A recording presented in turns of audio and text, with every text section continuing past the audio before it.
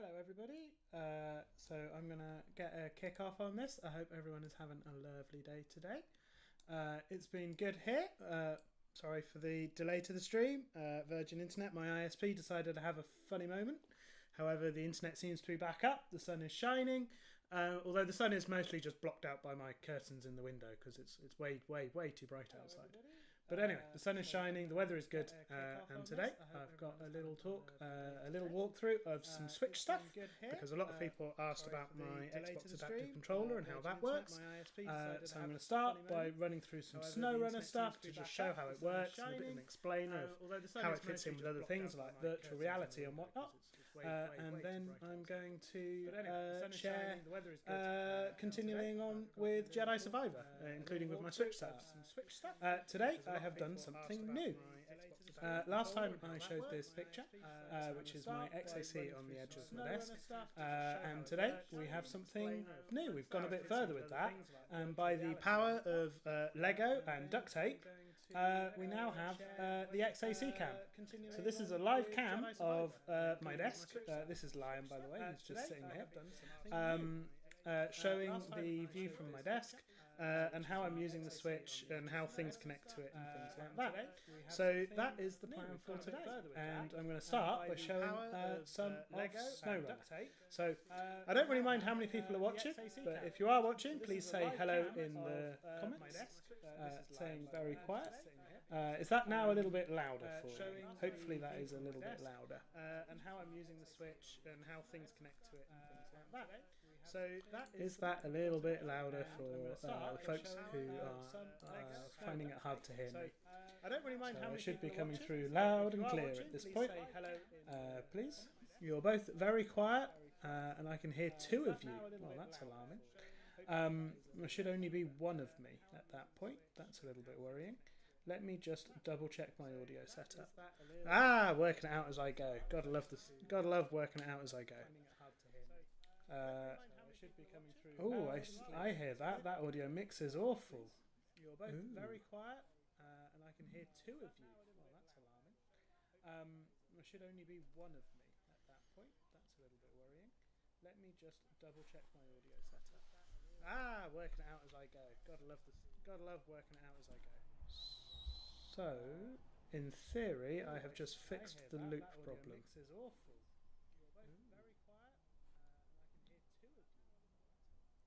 So I think I might have fixed the looping problem, which was a problem of my own audio coming back to me via the audio mix.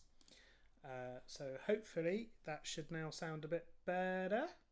I'm just going to keep an eye on the chat and stall for time, doing like the little happy hand monster dance, because there's about a 20-second delay, so if someone in the chat can tell me if it's working or not, that would be great. Back at the BBC, we had an entire department to do this that watched all the broadcasts and told people if there was a problem. But I'm doing it all myself, so just having to work it out as I go. I don't even know if you can see my happy dancing hand monsters. Okay, so much better now. So hopefully that has now resolved that problem, and we can jump on with a little bit of gaming.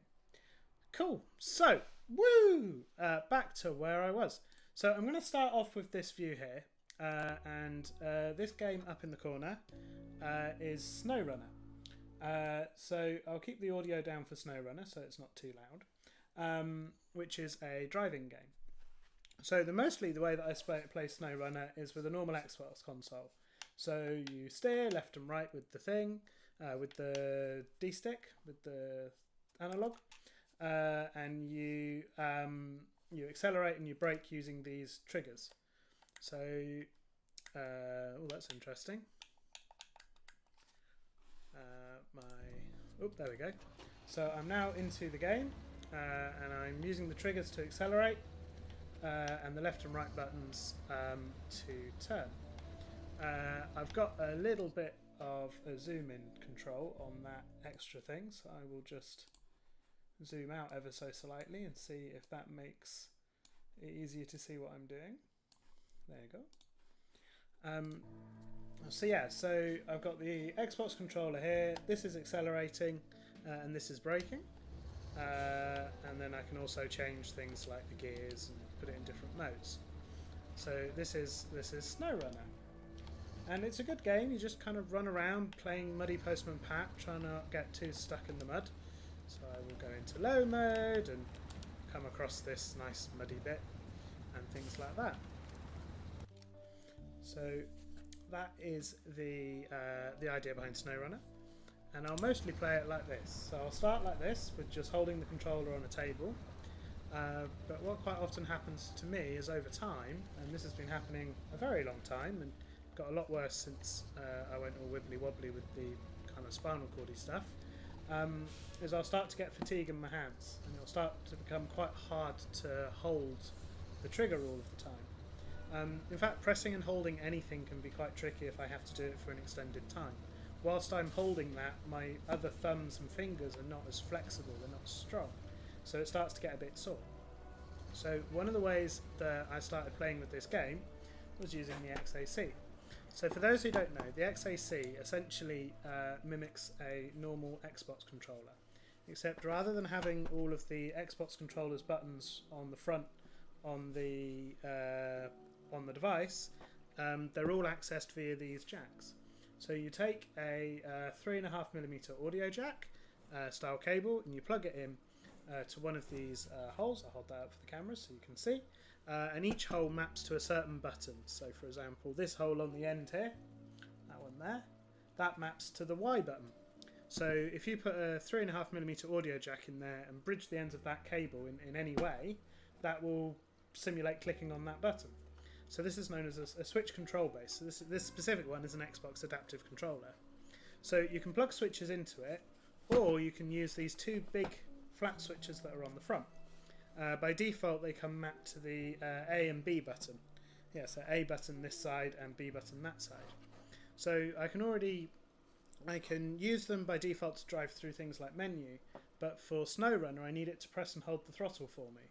So what I've got is I've got a piece of software called the Xbox Accessories app, and in there I can show different bits and bobs. So I'll just bring that app up.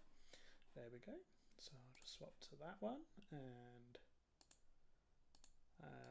there you go. There you go. Oh, I'm getting good. Yeah, I'm getting there with these transitions and stuff. Slowly learning OBS. So this window shows you how the Xbox adaptive controller is configured. On the controller, there's a little light which is down here. I'll just show it to the camera. Whoop, that way to show to the camera. And that light tells you which mode it's in between one of three profiles. So I currently have it on the profile number 1, which is highlighted on here. So if I go into configure, I can then set how I want to map all of these things together. So for profile 1, which is what I use for Snowrunner, which I should actually probably rename Snowrunner. Is that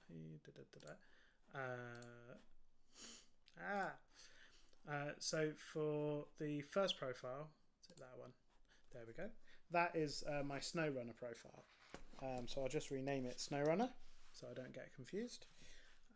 I mostly use this with Snowrunner up until very recently, and my Snowrunner and Forza profile are the same, so I just had it as profile 1. But now I've got the Jedi Survivor profile, I'll keep them separate.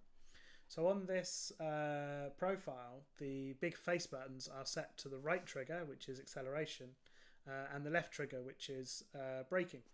So if I go back to the game, and I take everyone else back to the game, like so, and then click on there like that, I can open the thing, and you should still be able to see my hands. Let's zoom in on the XAC, let's give that a bit of focus, like so. And now you should be seeing how I can drive, apply the accelerator and apply the brake using these two buttons. So that one applies the accelerator at full rate, that one applies the brake. I like how it makes the brake lights flash, it's a lovely detail. I'm just going to move forward with some turning. So I'm now just able to hold my finger down on here, or just hold my hand on it and use the weight of my hand to hold it down, which works fairly well, but I can kind of do something better than that. So because the controller itself is quite heavy, I can use the weight of the controller as the throttle. So what I'll do is I'll hold the controller, and then I'll hold the controller with my hand on the button, and then that is what's powering me forward. And then that way, when I'm moving around at slow speed like I do here, I'm not straining anything. I'm literally just using the weight of the controller and my own body to get the thing that I want. So then when I want to stop accelerating, I lift, and then when I lift it off, it stops accelerating. Or sometimes what I'll do if I need to stop accelerating is I'll push myself sideways so I'm not aligned with the button anymore. So this seems very straightforward, and it really is. It's just a bit of controller remapping plus a kind of a funky controller, but it makes a really big difference. Because it's my hands that tend to go and fatigue first if it's not pain, it makes a big difference to how long I can play for. So when I started doing this, I more or less tripled the amount of time that I could play this game. And then as we worked on better and better seating, so that I was less sore when I was driving, I managed to play for even longer again. So that's an example of switch controller stuff. So I'm going to pause this one. I'm going to come out of Snowrunner, and I'm going to talk a little bit about kind of bigger picture stuff. So kind of, I've explained kind of how the XAC talks to the machine and then the machine talks to the game. And I've got a little diagram of that to share with you. I went and nicked all of these diagrams out of the BBC's XR barriers research that I was involved in several years ago. because I quite like the diagrams that we made, and they're openly published, so I can do that if I credit the BBC. So yeah, these are from the BBC XR barriers. They show how the switch talks to the controller base, and then the controller base talks to the computer, and in this case it talks to a head-mounted display, but it doesn't have to. So I'm using the controller base, the number 2 on this diagram, on its own at the moment.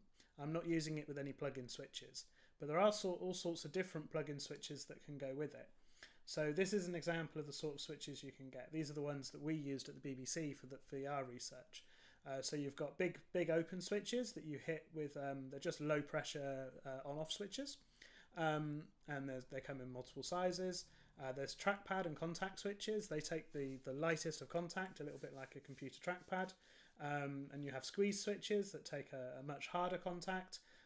And one of our favourites was this ping pong switch. So that is like a ping pong on an ice cream cone. And if you tap the top of it, it counts as a switch push.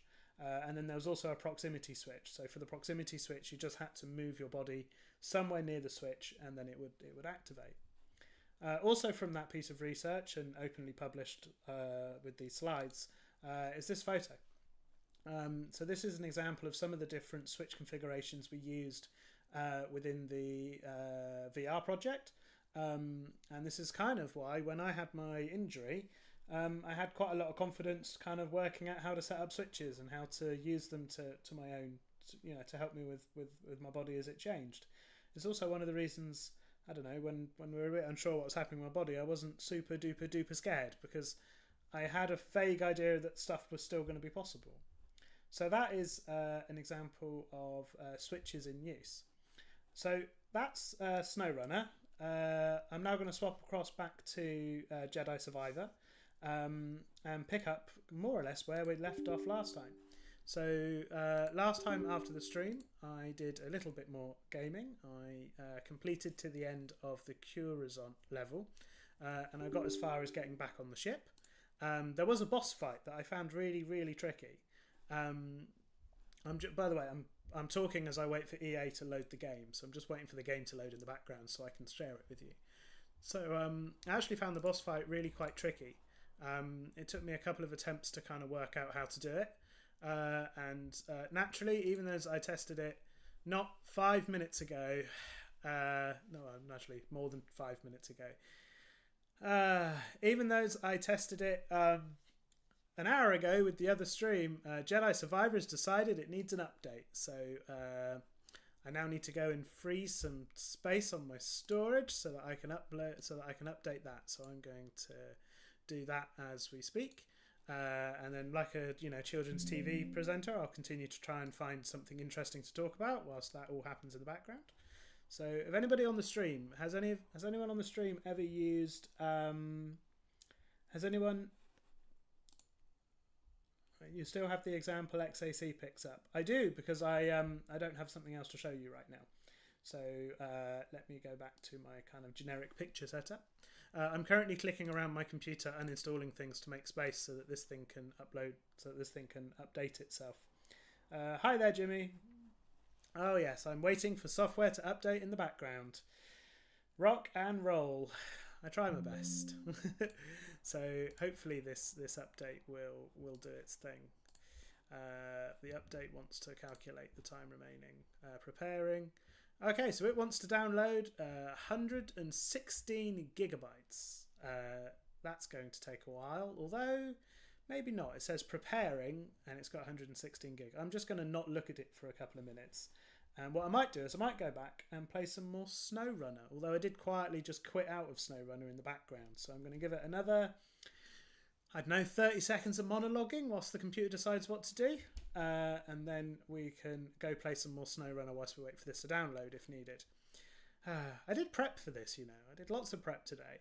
And then my ISP fell over. And then the game decided it really badly needed an update whilst I was waiting for this. Such life, eh? So, question for the chat, kind of how is everyone today? Has anyone ever used an XAC themselves, that sort of thing? Could EA get a contract with the council? At least they know what patches are. I like that. Road patches is, I assume, the joke you're going for there, Isaac. So yeah, has anyone used an XAC, or could anyone see a way that they could potentially use them? I know that some people use them a little bit like Stream Decks, So some streamers use them to control various parts of their streams. It is an awful lot of gigs, and it is just for Jedi Survivor. Jedi Survivor is a massive game. I think it's well over 100 gig on its own. 110, 115, something like that. So what I'll do is I'll quickly add to the view a window showing I will add to the view a window showing the EA installer, and we can watch it all download together because, you know, rock and roll. Okay, so you should all now be seeing the wonderful download manager from EA. Oh, and it's decided that the update it needs is only actually 1 gig now that it's verified the other 100 and something gigs. Donk, donk, donk. Ta-da! So, yes, so once that has downloaded, we can then crack on and do a bit of Jedi Survivor, hopefully. You have a normal Xbox controller, but part of you is tempted to get XAC for your partner. They are very good. They're expensive, but they're not super cheap. They're not super expensive. They're about £79, which isn't cheap, but it's a lot cheaper than the competitors when it came out. These sorts of things used to be £300 or £400, so they're a lot cheaper than they used to be. The XAC it's good for a Stream Deck controller because it's so easily programmable, because it just shows up as an Xbox controller, and also it has a thing called Copilot where you can treat multiples of them together as one controller. So when I was playing with Snowrunner, I had the XAC acting as some of the buttons on my controller, and I had the Xbox controller acting as other buttons on my controller. That's what Copilot does. It enables 2 devices to be 2 different controllers. So, for example, if you're playing with somebody else, one person could do the steering, while somebody else does the accelerator and brake, something like that. A couple of folks I know who are using them to do stream control use them to enable them to use their feet. So they can use their feet to stand on the front panels, or they've hooked up like the pressure ones, so they can move between different slots, and it will take it as a signal. So that when they put their foot on it or stamp on it or something, they can use that as a signal to change a thing or put up something on their stream. I'm just also distracted by my own distracted hands now, because I can see my own hands on the thing. That's a good point, because considering that normal Xbox controllers are up to 60 quid now, that is quite a lot. Yeah, if he can find his profile login, that'll help. Although it will work without the profile thing. So as that text is absolutely tiny, I can't actually read it. So I'm going to do something a bit strange, which is I'm going to increase. So I can't actually read that percentage number on my real screen. So I'm looking at my secondary display and I'm using it as a screen zoom. So I'm going to look at my own stream to see how big that number is. So there we go. Let's watch this number go up and down. Gosh, what a riveting stream. Numbers. Just watching a number go up and down. And an hour late as well. Gosh, this streaming malarkey is harder than it looks. Well, it's about as hard as I expected it to be, actually. But, it's not as easy as it looks. 32% on applying the update. There's a good bit of kit, the XAC. And Bryce and the team at the Microsoft Inclusive Design folks, they're really, really good at what they do. They've got a lot of really cool products. Logitech also came through and made a series of plug-in switches, which I think are £100 or $99. They're pretty amazing as well. And they're also very, very, very cheap compared to the rest of the market sort of thing. Hey Jimmy, yeah, so 50% of streaming is technical issues. Yeah, I can imagine it. I did check all this before I started, but such is life. And I'm quite enjoying it. I'm going to try and do these every Friday, and then use some of the time that I have over the weekend to try and make a little video version. So when we streamed Jedi last week, I then made a video version of that over the weekend last weekend. He tried the Lego game and liked it with the wired controller that has coloured buttons. Yeah, so the ones that have the coloured buttons on. So the ones that has the brightly coloured buttons rather than just the coloured text, which I have one of those over there, just off camera. Yeah, they're really, really handy. I like those as well, because you can see the colours. When we were doing some of the VR research stuff, we were calling out the colours so that people would know what they did. And we put little bits of tape on the Vive controllers to indicate where different things were so that people could feel them with their hand. So Jedi Survivor has finished updating and it's now verifying. And it is 20 gigs of the way through 116.87 gigabytes of verification. So what a lovely world we live in. You've got a black one with black buttons on your control, Isaac. That sounds nice.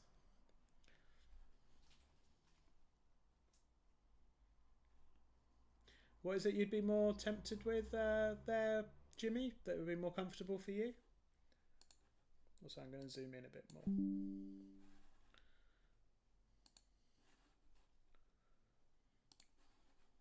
The delay is kind of weird, isn't it? I think it's about a minute at the moment, somewhere between 30 seconds and a minute.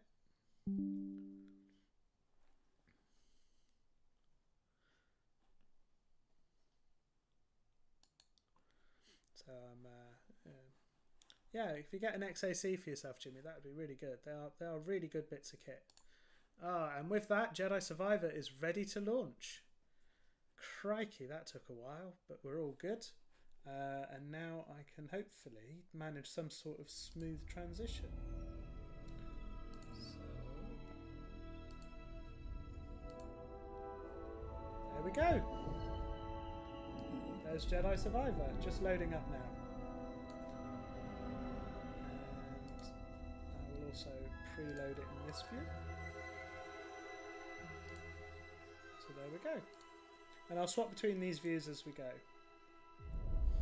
Ah, Jedi launch, long last. Just wait for the game to load. Dun, dun, dun, dun, dun. Oh, what are we? 23 minutes in. I'm pretty happy with that. Managed to explain some things, get a game to load.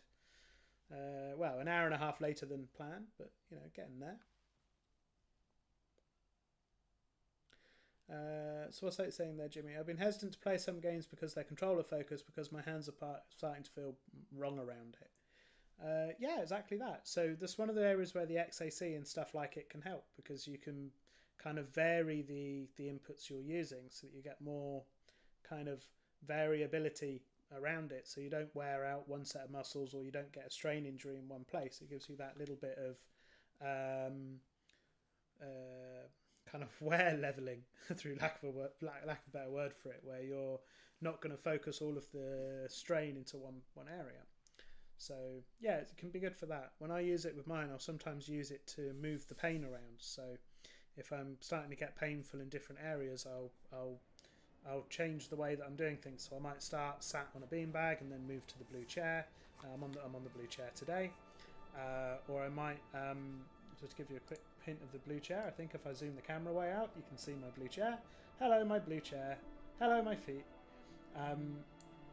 So yeah, so if I'm starting to get quite sore, I'll move to the blue chair, and then when I get sore enough, I'll then go and lie down.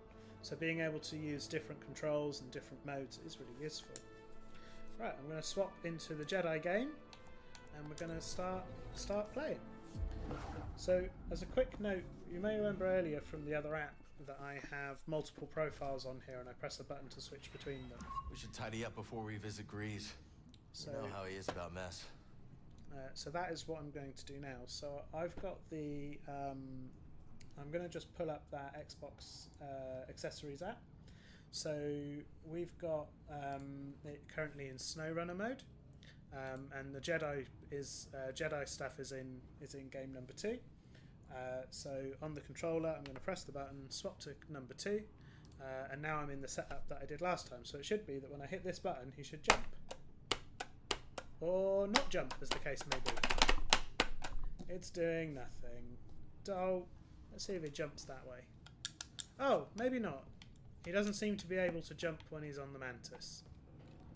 So let's see if what happens if I walk up that way. So he wanted me to do some sort of tidying thing. I think was the thing. What's this? Gosh, being made to tidy up in a video game feels kind of wrong. Part of why I play video games is to avoid the need to tidy up, you know, in real life.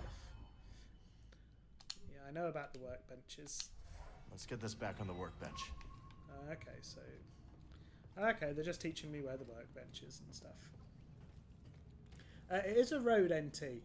I like it. It's very good. Oh yes, I've left the overlay out.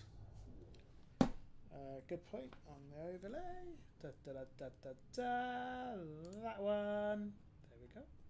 Back to the camera. And back to the game. So this is just talking me through some we're almost there. Let's head up to the cockpit. So that was talking me through how to use the bench at the back of the ship to do things. And I'm now going to walk back up to the front of the ship, land down, and then when it goes, I will start mixing between the two controls. If I can drive... Oh, he's got the pilot seat now. He gets to fly it himself.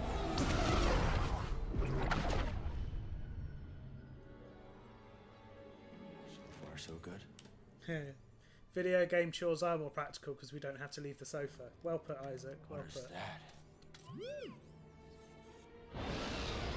I'm not a gameologist, but that don't look good.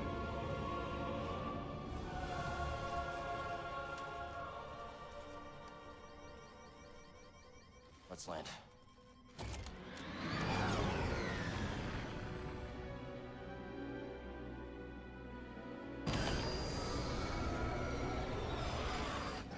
System's failing all over. Got anything?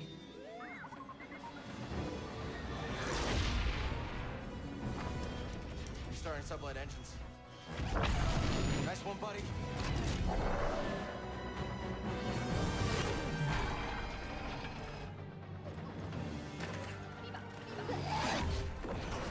We're not gonna make it to the hangar. Gotta I'm going put to her put down. that down and let my arms... Hold on, BD.